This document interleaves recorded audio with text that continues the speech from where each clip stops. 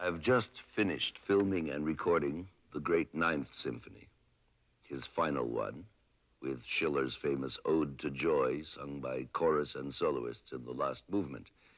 And I've come out of this experience, curiously enough, thinking about dates of all things, comparative dates, which is a thing I very rarely think about, having conceived an immense dislike for memorizing dates while studying English battles during a Shakespeare course at college. Agincourt and Crécy, ugh, when exactly was the 30 Years' War or the 100 Years' War? And yet, suddenly, after conducting this Ninth Symphony, dates began to swarm into my head. Look, I suddenly thought, Haydn and George Washington were both born in the same year, 1732, exactly 100 years before Goethe finished his Faust and died. Crazy thoughts like that. Why in heaven's name, I asked myself, am I suddenly bedeviled by this kind of academic thinking? So I indulged in a bit of self-analysis, some free associations, and I now know why. The reasons lie deep in my emotional insides, and I'd like to share them with you. My associations led me back to the year of my own birth, 1918, the year of the great armistice, which brought the First World War to an end. Now I had the key. The password was peace, armistice, brotherhood. Ain't gonna study war no more. Peace, brotherhood, we are all children of one Father. Let us embrace one another, all the millions of us, friendship, love, joy. These, of course, are all the key words and phrases from Schiller's poem, to which Beethoven attached that glorious music, ranging from the mysterious to the radiant, to the devout, to the ecstatic. And so my madness with dates was not so mad after all. I was not mulling over 1066, the Battle of Hastings, and 1216, the Magna Carta, and 1848, Social Revolution. Rather, I was grasping at 1000 BC, when King David sang his sublime psalm, Hine matov umanayim shevet achim gam yachad. Behold, how good and lovely for men to dwell together as brothers.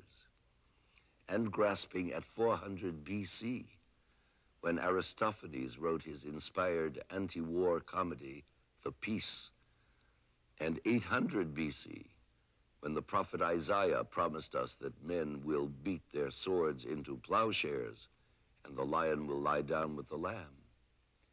And above all, that supreme date when the Prince of Peace, almost 2,000 years ago, pronounced the divine doctrine of Christianity, which has since encompassed the world. And where are we now, 2 millennia later, when Belfast, for one thing among many, runs with blood and rings with gunfire in the name of that very Prince of Peace? How long, O Lord? The dates keep springing to mind, and each one is a fierce accusation, a terrible challenge to what we pretentiously call our human race. Take 1824, the year of Beethoven's Ninth, with its Schillerian message of brotherhood, written 4 decades earlier. And what did we have 4 decades later, in 1864? The American Civil War. And 100 years later, in 1924, brown shirts rioting in Munich, strikers being gunned down in Chicago, blacks being lynched in Alabama.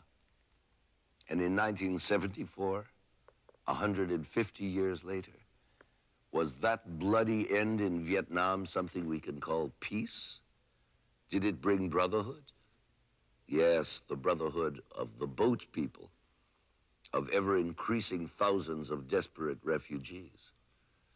How much closer are we to David's psalmodic dreams of the loveliness of brothers dwelling in unity? One can answer only with the bitterest ironic facts. We have never before in our human history had so many nations and how those nations rage. So many frontiers, passports, boundaries, barriers, walls, so many hypothetical dividing lines on such highly unrealistic maps. David, Isaiah, Aristophanes, Jesus, Schiller, Beethoven. How you must be suffering. Forgive me for getting carried away. I had meant to stick to the subject of dates and of Beethoven. But it is all one. Beethoven is struggle, the struggle for peace, for fulfillment of spirit, for serenity and triumphal joy. He achieved it in his music, not only in his ninth, but in all his symphonies, and in his quartets and piano sonatas and trios and concertos. Somehow it must be possible for us to learn from his music by hearing it. No, not hearing it, but listening to it with all our power of attention and concentration. Then perhaps we can grow into something worthy of being called the human race.